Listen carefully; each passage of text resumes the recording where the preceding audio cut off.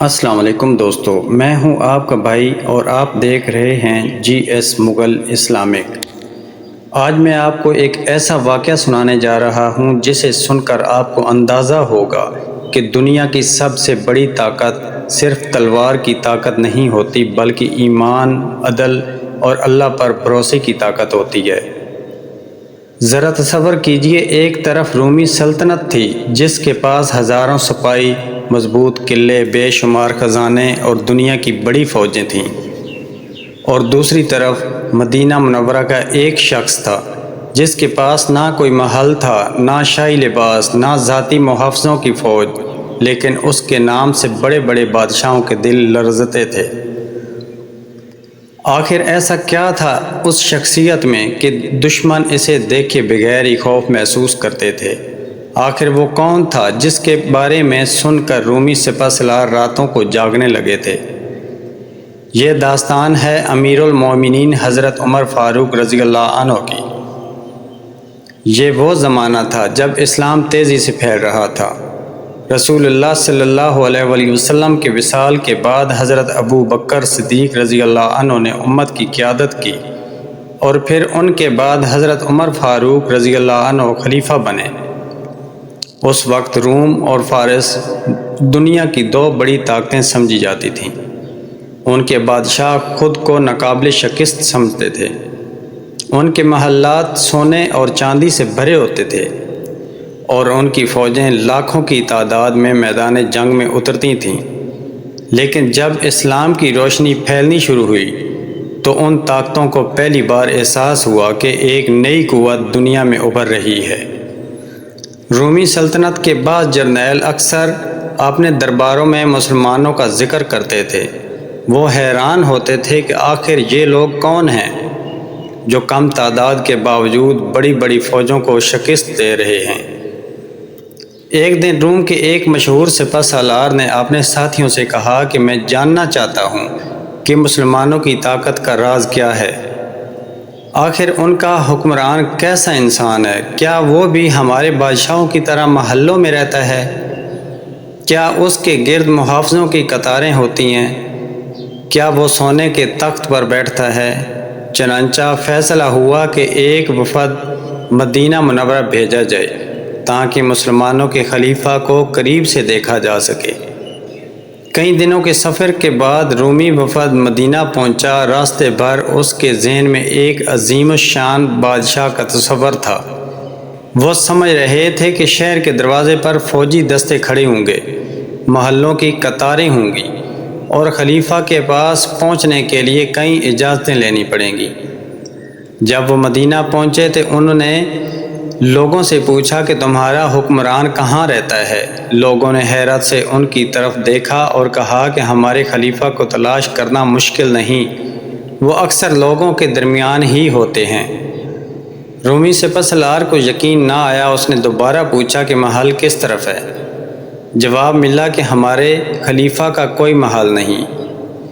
یہ سن کر وہ حیران رہ گیا۔ کافی تلاش کے بعد انہیں بتایا گیا کہ شہر کے ایک کنارے پر ایک درخت کے نیچے کوئی شخص آرام کر رہا ہے۔ وہ وہاں پہنچے تو ان کی آنکھیں حیرت سے کھلی کی کھلی رہ گئیں۔ ایک سادہ لباس پہنے ہوئے شخص زمین پر چادر بچھائے آرام کر رہا تھا۔ نہ اس کے گرد محافظ تھے، نہ کوئی خادم، نہ کوئی شاہی شان و شوکت۔ وہ شخص حضرت عمر فاروق رضی اللہ عنہ تھے۔ رومی سپہ سالار چند لمحوں تک خاموش کھڑا رہا، پھر اس کے منہ سے بے اختیار الفاظ نکلے، آپ نے عدل کیا اس لیے امن پایا، اور امن پایا تو بے خوف سو گئے۔ یہ منظر اس کے دل پر گہرا اثر چھوڑ گیا۔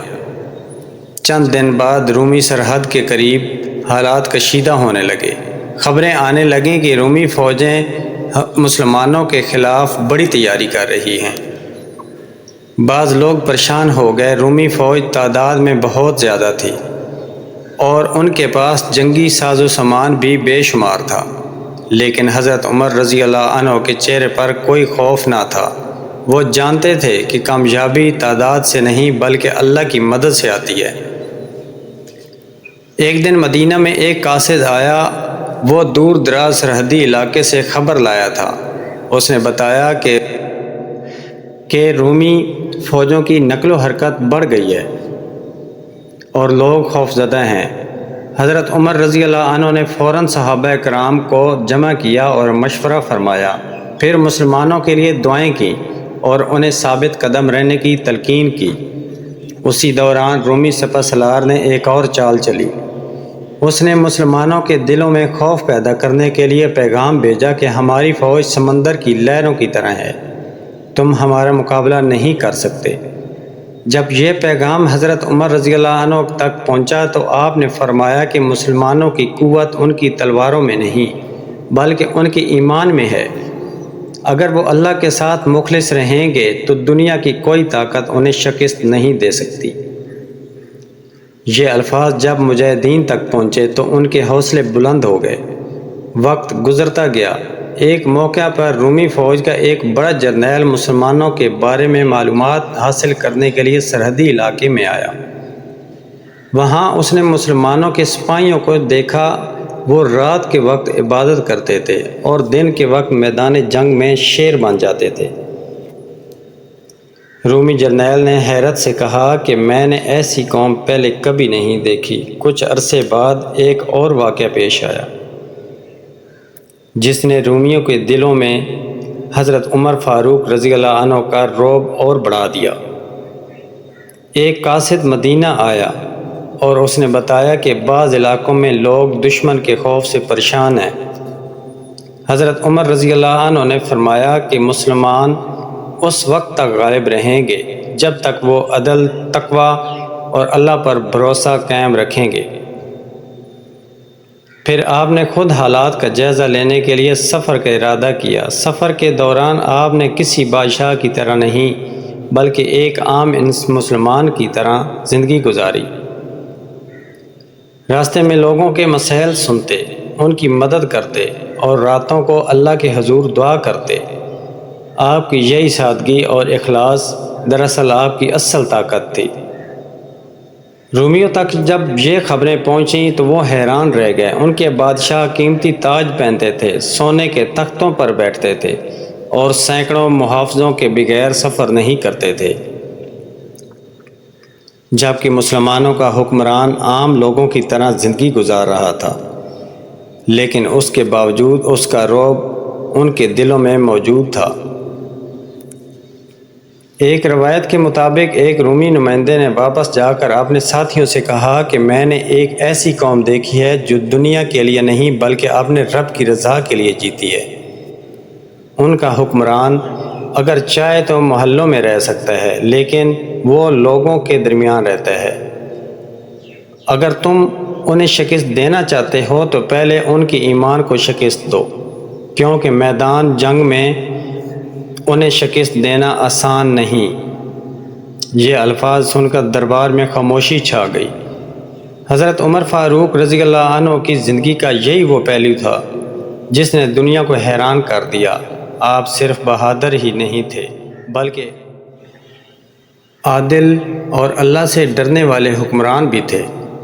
آپ راتوں کو مدینہ کی گلیوں میں گھوم کر لوگوں کے حالات معلوم کرتے تھے، بیواؤں، یتیموں اور غریبوں کی مدد کرتے تھے۔ یہی وجہ تھی کہ اللہ تعالیٰ نے آپ کے دل میں ایسی قوت اور رعب رکھا تھا جو بڑے بڑے بادشاہوں کو نصیب نہ ہو سکا۔ جب بھی رومی مسلمانوں کی طاقت کا راز جاننے کی کوشش کرتے تو آخر کار انہیں یہی جواب ملتا کہ ان کی اصل قوت ان کی ایمان اور ان کے خلیفہ کی دیانتداری میں ہے۔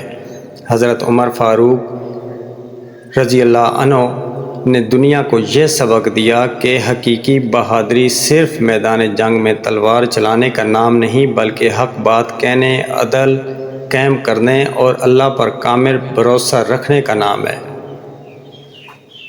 دوستو، حضرت عمر فاروق رضی اللہ عنہ کی زندگی ہمیں سکھاتی ہے کہ اگر انسان اللہ سے تعلق مضبوط کر لے، انصاف کو اپنا شعار بنا لے اور حق کے راستے پر ثابت قدم رکھے تو اللہ تعالیٰ اسے ایسی عزت عطا فرماتا ہے جو بڑے بڑے بادشاہوں کو بھی نصیب نہیں ہوتی۔ یہی وجہ ہے کہ صدیوں گزرنے کے باوجود آج بھی حضرت عمر فاروق رضی اللہ عنہ کا نام احترام، بہادری اور عدل کی علامت سمجھا جاتا ہے۔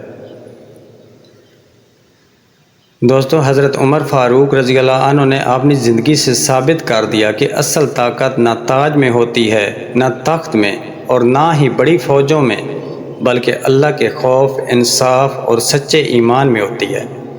یہی وجہ تھی کہ دنیا کی عظیم سلطنتوں کے جرنیل بھی ان کے کردار اور رعب سے متاثر ہوئے بغیر نہ رہ سکے۔ اللہ تعالی ہمیں بھی حضرت عمر فاروق رضی اللہ عنہ کی سچائی، بہادری اور عدل سے سبق سیکھنے اور اپنی زندگی میں اپنانے کی توفیق عطا فرمائے۔ آمین۔